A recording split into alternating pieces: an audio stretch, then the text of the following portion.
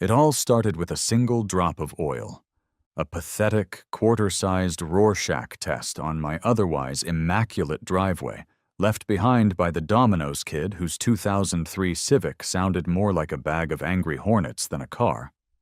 To me, it was nothing. A tiny, insignificant blemish on the vast gray canvas of suburban life.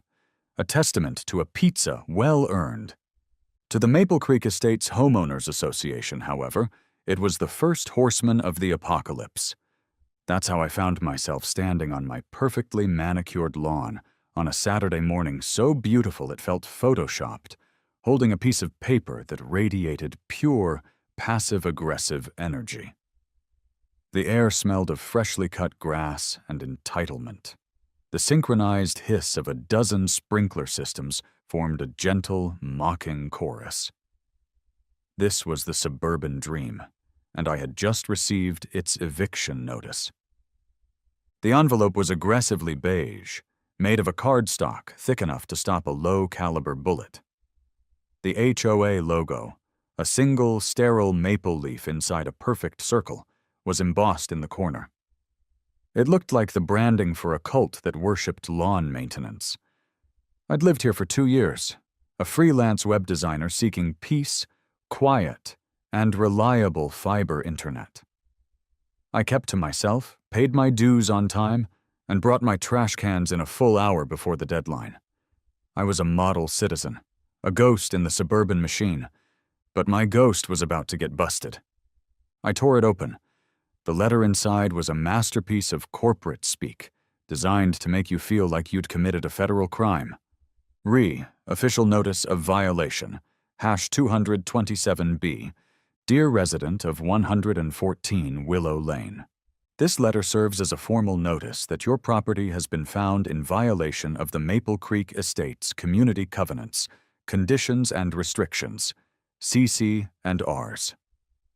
During a routine community inspection on Friday, September 5, 2025, a member of the Architectural Control Committee noted the following infraction.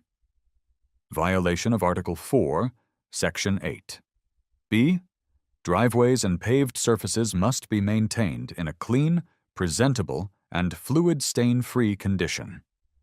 There it was, in cold, dead Times New Roman. I was a fluid stainer, a driveway deviant. The letter continued, its tone growing increasingly ominous, but the real kicker was at the bottom. Taped neatly to the page was a photograph. A glossy 4x6 high-resolution color photo of the oil stain. It was taken from a low angle, probably from across the street, with a telephoto lens that made the tiny black spot look like a meteor crater. They had photographic evidence of my transgression. I half expected to see a tiny yellow evidence marker next to it. A fine of $50 was to be paid within 14 days. Failure to remediate the offending stain and remit payment would result in further sanctions. I didn't know what further sanctions entailed, but I imagined it involved a public shaming at the community pool or being forced to listen to a looped recording of the HOA president's welcome speech. Speaking of the devil, across the street, Brenda Mayhew was tending to her petunias. Brenda was the HOA president, a woman in her late 50s whose blonde hair was sculpted into a helmet so rigid it was rumored to have its own property value. She moved with the stiff, purposeful gait of someone who has never once in her life questioned if she was in the right. She looked up from her flowers, her eyes zeroing in on me from 100 feet away. She gave me a smile. It wasn't a friendly smile. It was a thin, tight-lipped, knowing smile. The smile of a predator who has just watched its prey walk into a carefully laid trap. I sighed, the crisp morning air feeling suddenly heavy. This was ridiculous. It was a drop of oil. I folded the letter, a declaration of war printed on beige paper, and walked across the street. This could be handled with a simple, reasonable conversation between two adults. I had no idea how wrong I was. "Morning, Brenda," I said, trying to keep my tone light and neighborly. She straightened up, wiping a non-existent speck of dirt from her gardening gloves. "Leo, it's a beautiful day, isn't it? Perfect for routine property maintenance." Her eyes flicked down to the letter in my hand. "Yeah, about that," I said, holding it up. "I got your little fan mail. A bit intense for a drop of oil from the pizza guy, don't you think?" Brenda's smile didn't waver, but it somehow got colder. "The bylaws are the bedrock of our community's property values, Leo," she said, her voice calm and even, the kind of voice that could inform you your house was on fire with the same inflection she'd use to order a coffee. "They ensure a harmonious living environment for everyone. We can't have exceptions. An oil stain today, a car on blocks tomorrow.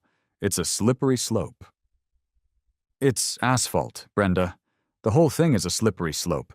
Can't I just, I don't know, ignore it? It'll probably fade by winter." "Your notice has a 14-day compliance period," she replied, completely ignoring my question. She turned back to a petunia, gently plucking a leaf. The conversation was over. "Have a lovely day." I stood there for a moment, dumbfounded. It wasn't about the stain. It wasn't about property values. It was about control, about the quiet, tyrannical pleasure of enforcing meaningless rules. I walked back to my own driveway, the battlefield, and stared down at the tiny black spot. It stared back, mocking me. 14 days. The clock was ticking. The war had begun. My war on the stain began with the misplaced optimism of a man who still believed in reason. My weapon of choice? A bottle of Dawn dish soap and a scrub brush I'd bought for cleaning tire rims. The internet, that boundless font of questionable advice, swore this was the answer. I descended upon the stain like a vengeful god, squirting a comical amount of blue soap onto the asphalt and scrubbing with a fury that would have made my gym trainer proud. The result was a mountain of suds that threatened to engulf my entire driveway. It looked like I was giving my house a bubble bath. After 10 minutes of frantic scrubbing and a thorough rinse with the garden hose, the suds cleared to reveal my handiwork. The stain was lighter, but it was also about 5 times larger. I had succeeded only in smearing the oil into a ghostly, greasy smear the size of a dinner plate. It now looked less like an accidental drip and more like the faint outline of a recently deceased squirrel. This was not an improvement. My next attempt came courtesy of a different online forum, one that suggested kitty litter. Apparently, the clay's absorbent properties could pull the oil right out of the porous asphalt. It sounded scientific enough. I drove to the pet store and bought a 10-pound bag of Clump and Seal, feeling utterly ridiculous. Back home, I poured a generous mound of the stuff onto the greasy smear, forming a small, gray pyramid on my driveway. I was supposed to let it sit for 24 hours. I stood back, looking at the pile of cat litter, and thought, this is my life now. I am a grown man fighting a grease spot with feline toilet supplies. The next morning, I went out to check on it, only to find that my scientific experiment had acquired a new variable. A fat, ginger tabby cat, one I'd never seen before, was just finishing its business right on top of the pile. It looked up at me, blinked slowly as if to say, "What? It's for this, right?" And then sauntered off, leaving me with a problem that was now significantly more organic. After disposing of the compromised kitty litter with a shovel and a biohazard bag, I knew I had to escalate. It was time to bring in the big guns. At the hardware store, I found a product called Grease Be Gone 9000. It came in a black, plastic bottle with a skull and crossbones on the label and a list of warnings longer than my mortgage agreement. The guy at the counter, a grizzled old man with a name tag that just said Stan, looked at the bottle and then at me. "You got a body to dissolve?" he asked. "Just an oil stain," I said. "Same difference," he grunted, ringing me up. "Don't get this on your skin or your lawn. Or anything you're fond of, really. Feeling like a mad scientist, I applied a small amount of grease-begone 9000 to the stain. The effect was immediate and terrifying. The asphalt began to fizzle, a tiny wisp of acrid smoke rising into the air. It smelled like a chemical weapons factory. I let it sit for the prescribed 60 seconds, my heart pounding, then blasted it with the hose from a safe distance. The result was breathtaking. The oil stain was completely, utterly gone, vanished without a trace. In its place, however, was a perfect, bone-white circle bleached directly into the blacktop. It was like the driveway had seen a ghost. I had traded a subtle, noirish blemish for a screamingly loud albino crop circle. "Oh, you have got to be kidding me," I muttered, staring at the pristine white scar on my driveway. It was 10 times more conspicuous than the original stain. Brenda must have had motion-activated cameras trained on my property, because the next letter arrived the very next day. This one was personally placed in my mailbox, not even entrusted to the U.S. Postal Service. The tone had shifted from formal warning to outright threat. Final notice of violation. #314A. Dear resident of 114 Willow Lane, your failure to properly remediate the initial violation, #227B, has resulted in a new, more serious infraction. Unauthorized application of corrosive agents resulting in severe surface discoloration. Your fine has been increased to $150. Per Article 4, Section 8C, you are now required to resurface the entire affected area to maintain aesthetic uniformity. You have 7 days to provide the board with a contractor's estimate and a project timeline. Failure to comply will result in a daily penalty of $25 and the potential filing of a lien against your property. We trust this clarifies the matter. Resurface the whole thing. A project that would cost thousands of dollars. All because of a single drop of oil. I stood on my driveway, the threatening letter trembling in my hand, staring at the bleached white circle of my failure. All my attempts to comply, to be a good little soldier in Brenda's suburban army, had only made things worse. I had followed the rules, and this was my reward. Something inside me snapped. It wasn't a loud, angry snap. It was a quiet, cold, and profoundly liberating one. I started to laugh. It began as a low chuckle, then grew into a full-blown, slightly maniacal laugh that echoed across the perfectly manicured lawns of Maple Creek Estates. I was done playing their game. That night sleep was impossible. My mind was racing, buzzing with righteous indignation. I fired up my PlayStation looking for a distraction. I loaded up a racing game, my digital Porsche screaming around the track at Nürburgring. I took a corner too fast, the tires squealing, leaving perfect black skid marks on the virtual asphalt as I drifted through the turn. I paused the game. My eyes drifted to the window, to the pale white circle on my driveway, glowing faintly in the moonlight. I looked back at the TV screen, the starting grid, the rumble strips, the pit lane, the glorious checkered finish line. It was also uniform, so aesthetically pleasing in its own way. A perfectly designed system of lines and markings, all with a purpose. A system where stains and skid marks weren't violations. They were features. They were part of the art. Aesthetic uniformity, I whispered to myself, a slow, dangerous grin spreading across my face. Oh, I'd give Brenda aesthetic uniformity. I was going to give her a masterpiece. The next 48 hours were a blur of creative fury. My freelance projects were forgotten. My email inbox overflowed with unanswered client requests. I was a man possessed by a vision. My target wasn't a client's homepage. It was my own driveway. My tool wasn't Photoshop. It was spite. As a designer, if I was going to do this, I was going to do it right. This couldn't just be a few spray-painted lines. It had to be a work of art, an act of malicious compliance so beautiful and so thorough that it would transcend pettiness and achieve a state of suburban legend. I started with Google Earth, getting a perfect top-down satellite image of my property. I imported it into my design software, tracing the exact dimensions of my L-shaped driveway. Most suburban driveways are boringly functional. Mine, with its slight curve toward the two-car garage, had potential. It had flow. I decided against copying a real-world track. This had to be an original design, a bespoke circuit. I christened it the Circuit de la Willow Lane. I spent hours perfecting the layout.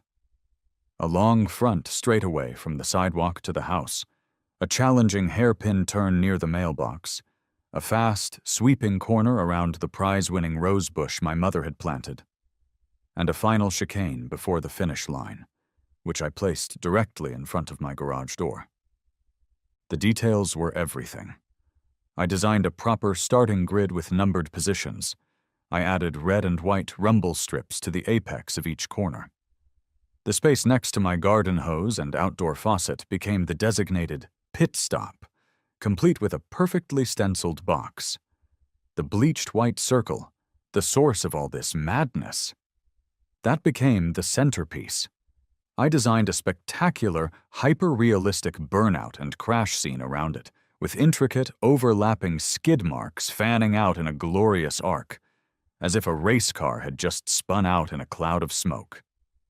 The original, offending oil stain would be lovingly preserved, just another piece of authentic track grit. For the final touch, I added sponsor logos, tiny stenciled decals for brands that defined my life. Domino's Pizza got prime placement near the first turn. Grease Be Gone 9000 was immortalized in the center of the burnout. I even added the logo of my favorite local coffee shop, The Daily Grind, along the main straight. When I was done, I printed out a full-color, large-format blueprint. It was magnificent, it was absurd, it was perfect. Now I just needed someone crazy enough to help me build it. I knew I couldn't do this with a few cans of Rust-Oleum. It required professional-grade thermoplastic paint, the kind they use for road markings. It needed to be durable. It needed to be official. I started calling commercial line painting companies. The first call was a disaster. I was connected to a cheerful receptionist at a huge corporate outfit called Precision Pavement Solutions. "Hi there," I began, trying to sound normal. "I'm looking to get a quote on a decorative line painting project for a residential driveway." "Certainly, sir. Are you looking for a basketball key? A hopscotch grid, perhaps?" "Not exactly," I said. "I'm thinking more along the lines of a fully marked 1/12 scale racetrack."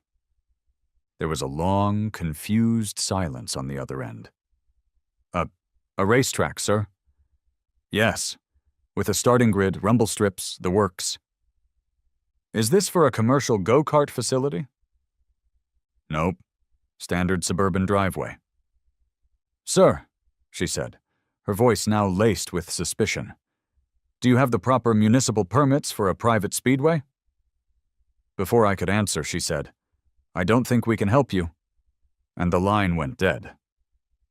My second call went a little better, if only because they laughed for a solid minute before hanging up on me. I was beginning to lose hope when I found a listing on a dusty corner of the internet for Sal's Striping and Staining. The website looked like it was designed in 1998, but the gallery showed some impressive, unconventional work: intricate compass roses on patios, custom logos on warehouse floors. I dialed the number. A voice that sounded like gravel in a cement mixer answered on the second ring. "Sal's." "Hi, Sal. My name is Leo. I have a decorative concrete staining project. It's a bit unconventional. Kid, I've painted a giant squid on the bottom of a pool and a full-scale Sistine Chapel ceiling on a garage floor. Try me." I took a deep breath and explained my vision. I told him about the HOA, the fines, the bleached circle, and my grand design for the Circuit de la Willow Lane. When I finished, There was a long, thoughtful pause on the other end of the line. I thought he'd hung up. Finally, he spoke. "You're doing this to stick it to your HOA, aren't you?" A wave of relief washed over me. He got it. "Is it that obvious?" I could hear a low chuckle. "Kid, 90% of my residential jobs are motivated by spite. It's the foundation of the American suburbs. I'll be there tomorrow at 8, cash only. And I'm charging you a spite tax. It's an extra 15% for jobs I find personally enjoyable." "Deal," I said without hesitation. Sal arrived the next morning in a battered Ford F-250 that looked like it had survived a war. He was a man in his 60s, built like a fire hydrant, with a thick gray mustache and hands stained with a rainbow of ancient paints. He was flanked by his two-man crew, a pair of quiet, muscular guys who looked like they communicated exclusively through grunts and head nods. I unrolled the blueprints on the hood of his truck. Sal studied them intently, a professional gleam in his eye. He traced the hairpin turn with a calloused finger. "Nice. Good apex. You're going to get some serious big wheel understeer on this corner." "That's the idea," I said. "All right, kid, I'm in," he declared. "But we gotta do this quiet. We don't want the dragon lady across the street seeing what we're up to." The plan was simple. We'd use my garage as a staging area and erect large, opaque tarps on a scaffolding frame around the entire driveway. To the outside world, it would look like a standard, boring resurfacing job. Brenda would see the tarps, assume I was complying, and leave us alone. She'd get the surprise of her life on reveal day. For the next 2 days, my driveway was a covert operations center.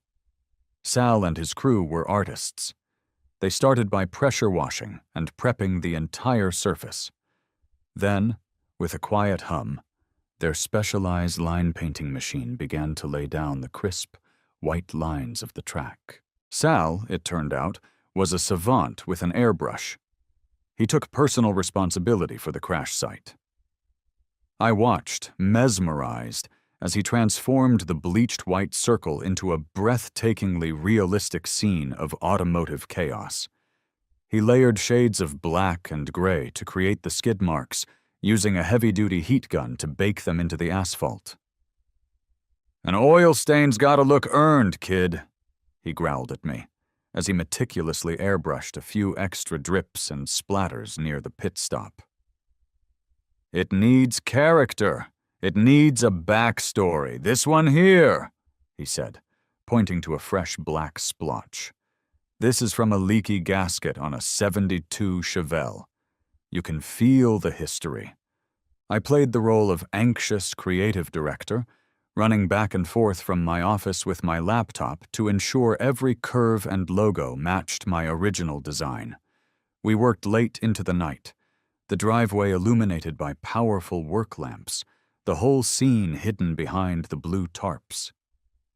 We were a secret society of spite, fueled by lukewarm coffee and a dozen boxes of pizza, delivered to the back door, of course. By the end of the second day, it was finished. We stood back in the dim light of the garage, looking at our creation. It was more glorious than I could have ever imagined. It was a perfect, pristine, professional-grade racetrack, a ribbon of beautiful absurdity laid over the canvas of my suburban driveway. Sal clapped a heavy hand on my shoulder. "Tomorrow morning," he said, a rare grin splitting his mustache, "you pull down those tarps, and you show the world our masterpiece." Monday morning arrived with the kind of cinematic perfection you couldn't script. The sun was bright, the sky was a cloudless, brilliant blue, and a gentle breeze rustled the leaves of the maple trees that gave our neighborhood its name. It was the perfect day for a revolution. After Sal and his crew had cleared out their equipment under the cover of darkness, I began my preparations.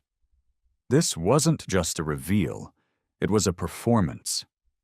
I wheeled my nephew's little red big wheel out of the garage and placed it precisely on the pole position of the starting grid.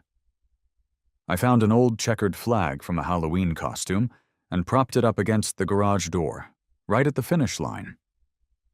The pièce de résistance was an old motorcycle helmet I owned.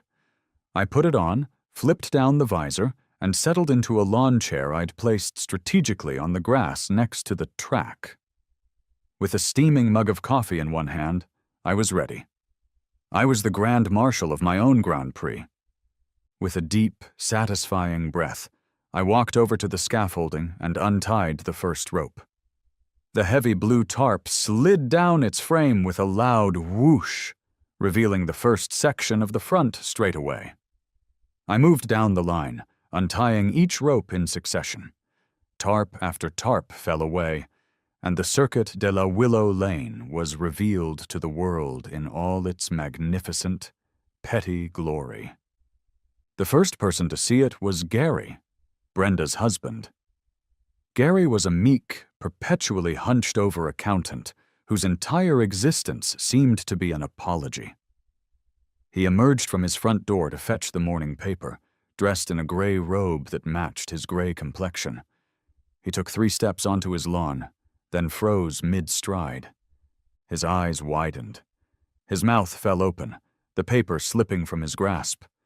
He stared at my driveway, his brain visibly struggling to process the scene. The big wheel on the starting grid. The checkered flag.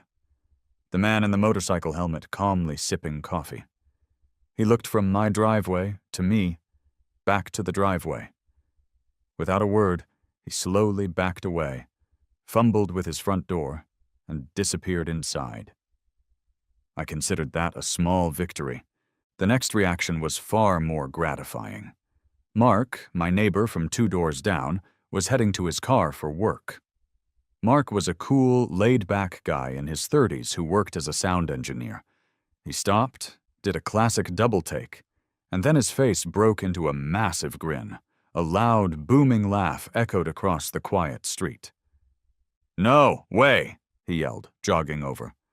"Leo, you magnificent bastard. This is the most beautiful thing I have ever seen."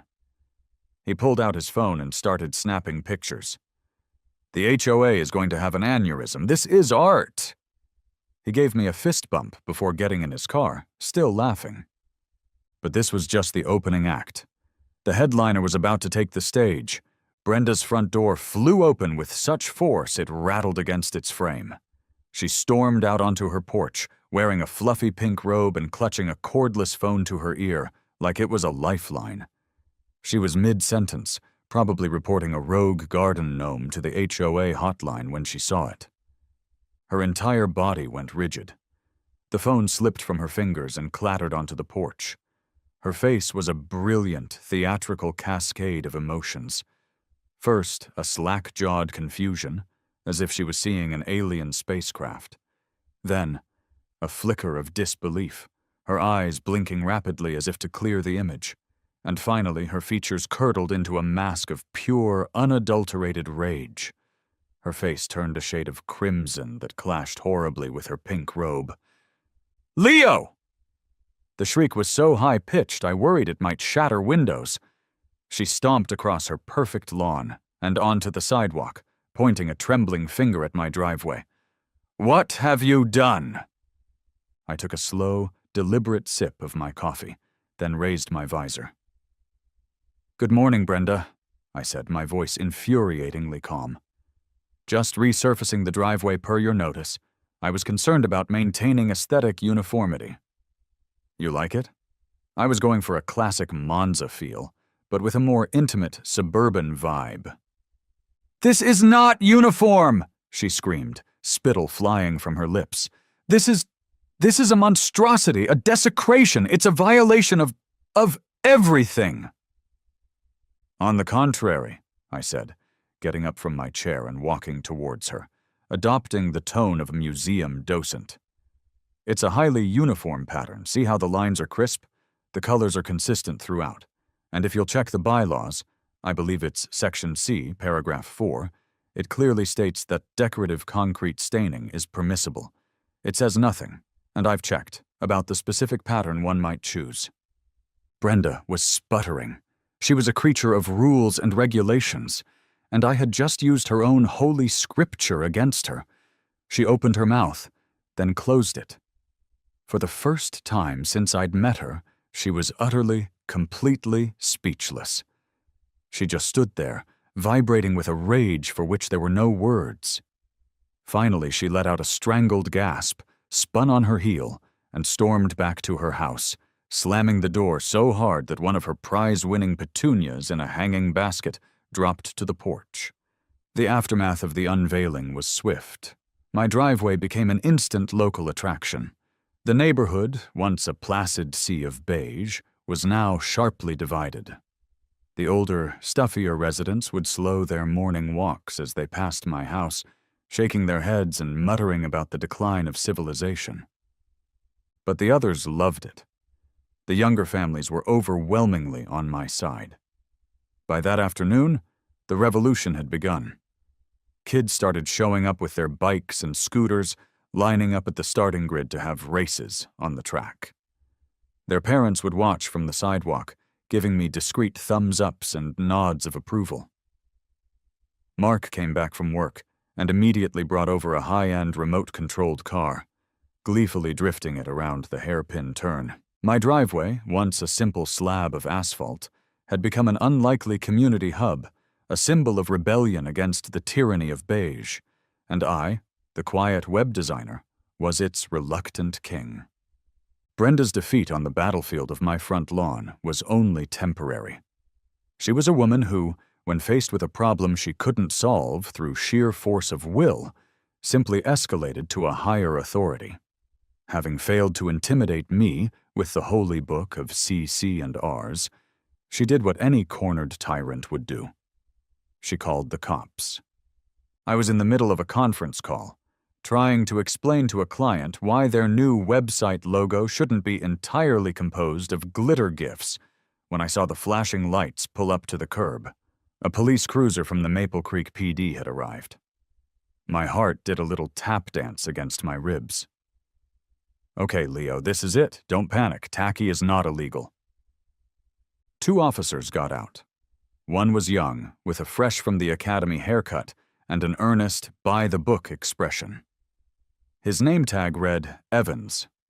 The other was older, probably in his late 50s, with a weary posture that suggested he'd seen every form of human stupidity imaginable and was profoundly unimpressed by all of it.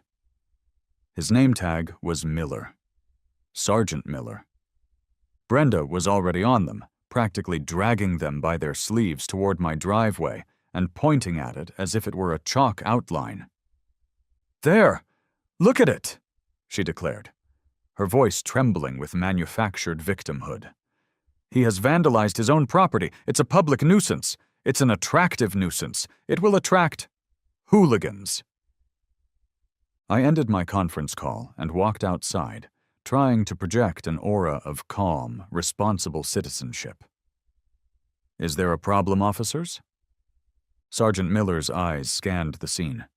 He took in the perfect white lines, the painted rumble strips, the pit stop box, the elaborate burnout mark. He looked at the big wheel still parked on the starting grid. He looked at me. Then he looked at a frantic Brenda. A tiny muscle in his cheek twitched. I could have sworn he was fighting back a smile. "Ma'am, you called 911 for this?" Miller asked, his voice a gravelly deadpan. "Of course. This is a deliberate provocation. It lowers property values. It's visual pollution," Brenda insisted. Miller ignored her and walked onto the driveway, inspecting my handiwork like an art critic. He crouched down to look at one of the fake sponsor logos. "The Daily Grind," he read aloud. "Good coffee there." He stood up and turned to me. "This is elaborate." "I'm a designer," I said with a shrug. "I believe in a thorough execution of a concept." "And the concept is?" "Malicious compliance," I said. Evans, the younger officer, was flipping through a small notepad, looking confused. "I'm not seeing a specific municipal code violation for, excessive driveway decoration. "That's because there isn't one," Miller said, turning back to Brenda. "Ma'am, with all due respect, there's no law against tacky. As long as it's not obscene, as long as he's not blocking the sidewalk or creating a public traffic hazard, he can paint his driveway purple with pink polka dots if he wants to. It's his property." But, Brenda sputtered. "We're not the taste police," Miller said, his patience clearly wearing thin. "Please don't call this number again unless there's an actual crime being committed. Have a good day." He tipped his cap to me, and the two officers got back in their cruiser and drove away. I watched them go, a massive grin spreading across my face. It was a total victory.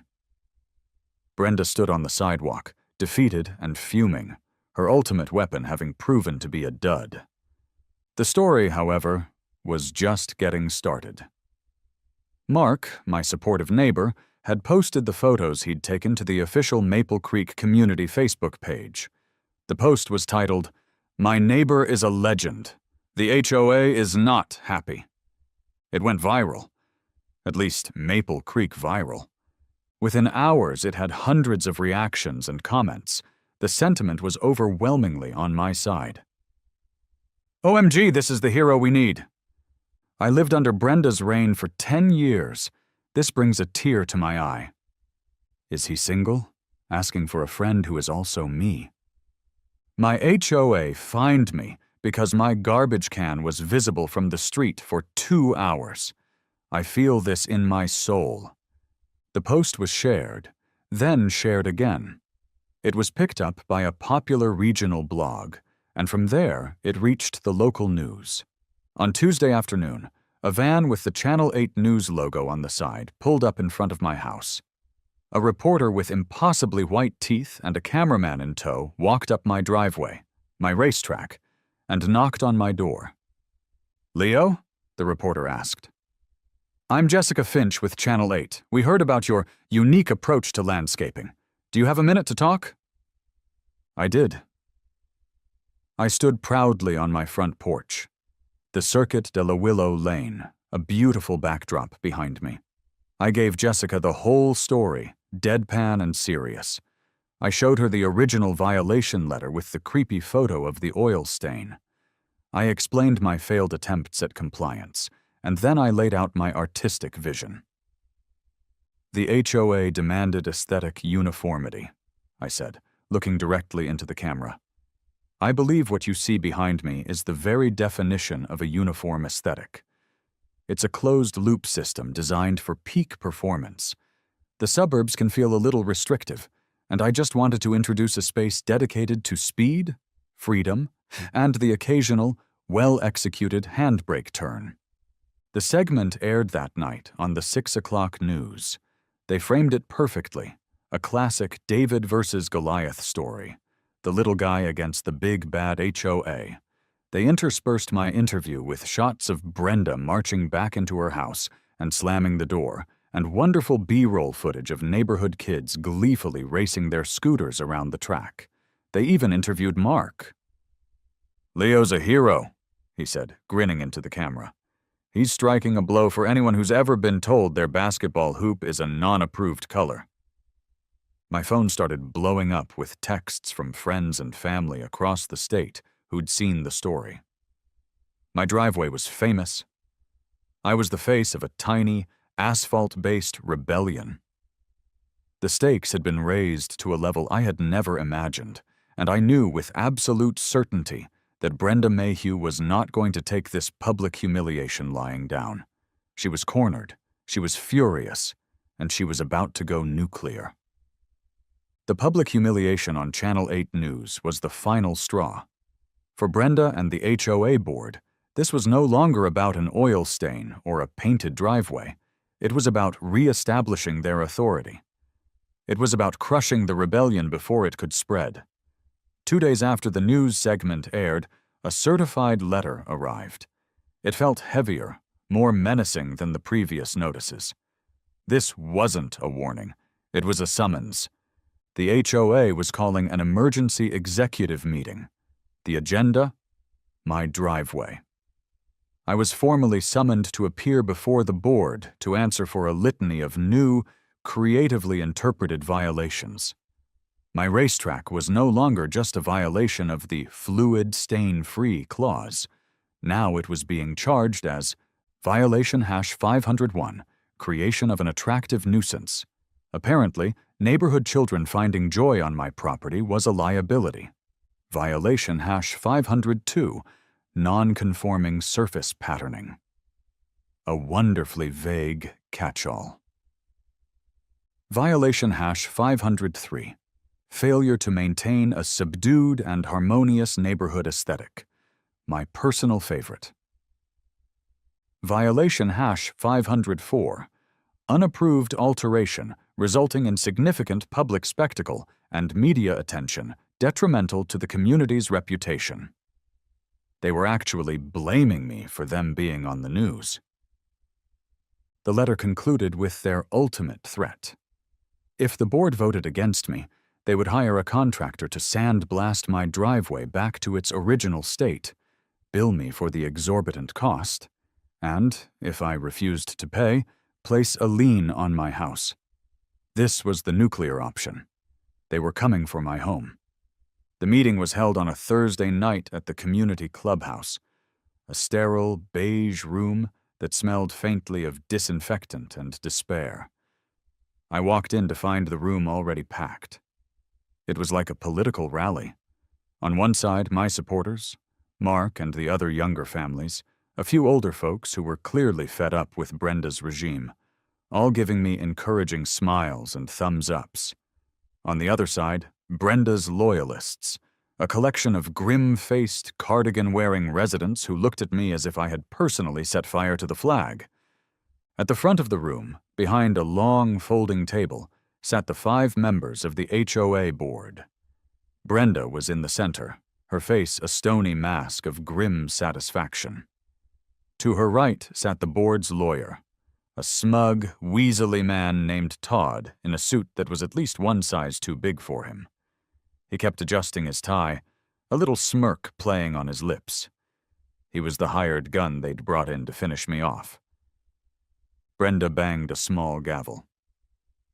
This emergency meeting of the Maple Creek Estates Homeowners Association is now in session. We are here to address the flagrant and ongoing violations at 114 Willow Lane. She gave a dramatic, impassioned speech about the importance of rules and order. She spoke of the sacred covenant they all entered into when they bought their homes. She painted me as a reckless anarchist, a chaos agent sent to destroy their peaceful suburban utopia, one painted line at a time. It was a masterful performance. Then she turned the floor over to Todd the lawyer. Todd stood up, shuffled some papers, and launched into a presentation filled with legalese. He cited obscure clauses and subsections, building a seemingly airtight case. He argued that the word decorative in the bylaws was clearly intended to mean subtle, stamped patterns like faux cobblestone, not a gaudy, full-scale replica of a speedway. He claimed the media attention had caused quantifiable harm to the community's image. He concluded by stating that the board had every legal right to forcibly remove my unapproved alteration and bill me for it. The mood in the room shifted. My supporters looked nervous. Brenda's faction looked smug. I could feel the tide turning against me. Brenda looked at me, a triumphant gleam in her eye. "Mr. Leo, do you have anything to say in your defense?" "I do," I said, standing up. I hadn't brought a lawyer. I had brought my laptop and a small projector. I connected my laptop to the projector, and the screen behind the board flickered to life. "Ladies and gentlemen of the board, residents of Maple Creek," I began, "I am not an anarchist.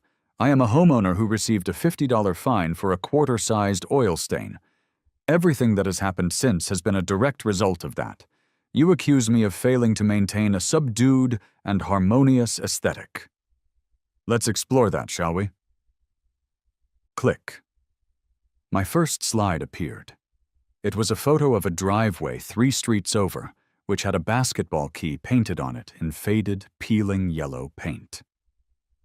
Is this subdued and harmonious, Or is it simply an older, more accepted violation? Click. The next slide showed a house with a huge, kitschy welcome mat painted directly onto the front porch concrete in bright, cheerful colors. Is this not a non-conforming surface pattern? Click. My next slide was a close-up of the curb in front of Brenda's own house. She had her address numbers stenciled on in a flowery, cursive font, complete with little painted ivy vines twirling around them. Is this font, Brenda, part of the approved harmonious aesthetic, or is it an unapproved alteration? A murmur went through the room. Brenda's face tightened. Todd the lawyer stood up. Objection, this is irrelevant. I'm just establishing a pattern, I said calmly. A pattern of selective enforcement. But you are right. Let's get to the truly relevant part. Click. I brought up a scanned page from the original HOA charter, a document from 1986 that I had spent 2 days digging up from the county's online records. I had read every single page, every amendment, every dusty bylaw. I'd like to draw your attention to Amendment 14C, added in 1988. I used my laser pointer to highlight a paragraph. It was created, as I understand it, to accommodate a local sculptor who lived on Oak Street at the time. It states, and I quote, "Any homeowner may designate one singular, non-structural exterior feature of their property as a work of registered art. Such a designated feature shall be exempt from standard aesthetic guidelines as outlined in Article 4, provided it poses no safety hazard to the resident or the public." The room went silent. You could hear a pin drop. The board members were leaning forward, squinting at the screen. Brenda looked utterly bewildered. The amendment further states that the designation must be officially filed with the county. It has never been repealed. Todd the lawyer scoffed. That's absurd. It's an archaic loophole. You can't just call your driveway art. Can't I? I said, reaching into my satchel. Because I did. I pulled out a single sheet of paper and placed it on the overhead projector. It was a form from the Alexandria County Clerk's office, dated 2 days prior. At the top, it read, "Official Registration of Artistic Work." And in the space for the title, in my neatest print, were the words, "Asphalt Absurdity." It was stamped, signed, and notarized. The room erupted. My supporters burst into applause and laughter. Mark was yelling, "Checkmate!" Brenda looked like she had seen a ghost. Todd the lawyer was flipping frantically through his own copy of the bylaws, his smug confidence completely gone. This is an outrage," Brenda stammered. "It's the rules," I said, echoing her own words back to her. "The bylaws are the bedrock of our community. We can't have exceptions. It's a slippery slope." Brenda, defeated, banged her gavel. "We will vote," she declared, her voice cracking. "The motion is to find the resident of 114 Willow Lane in violation and to authorize the board to remediate the property at the owner's expense. All in favor?" All 5 board members and the rest of Brenda's faction raised their hands. It was a terrifying number. "All opposed?" My heart pounded. I raised my hand. Mark's hand shot up. So did his wife's. One by one, hands went up all across my side of the room. The families with kids, the older gentleman who had always hated the rule about hedge height, the quiet woman who had been fined for having a pink flamingo. It was more than I expected. A board member counted the hands, then counted again. He whispered the tally to Brenda. Her face, already pale, went completely white. She looked out at the sea of defiant faces. The vote was 22 in favor, 25 opposed. The motion had failed. I had won. The fallout from the meeting was immediate and glorious. Brenda's iron-fisted reign over Maple Creek Estates was shattered. Publicly defeated by an archaic loophole and a notarized art form, her authority evaporated overnight. She had built her power on the idea that she was the infallible interpreter of the sacred bylaws, and I had used those same bylaws to prove her wrong in front of the entire community. She didn't even wait for the next official election. A week later, a curt email went out to all homeowners announcing her resignation from the HOA presidency and the board, effective immediately, citing personal reasons. The rumor was that Gary, her husband, had finally put his foot down. I saw him a few days later, watering their lawn. He caught my eye from across the street, and for the first time since I'd moved in, gave me a genuine, unforced smile and a quick nod. It was the look of a liberated man. As expected, Mark, my sound engineer neighbor and co-conspirator, was overwhelmingly elected as the new HOA president. His first official act was to propose the Rule of Reasonableness Amendment, a simple one-page document stating that the board should consider intent and circumstance before levying fines, and that no violation under $100 could be issued without a verbal, neighbor-to-neighbor conversation first. It passed almost unanimously. The dark age of beige tyranny was over. My driveway, meanwhile, achieved legendary status. Asphalt absurdity became a legitimate local landmark. People on their way to the grocery store would make a small detour down Willow Lane just to see it. I'd occasionally look out my window and see a car parked at the curb, a family taking a selfie with the starting line in the background.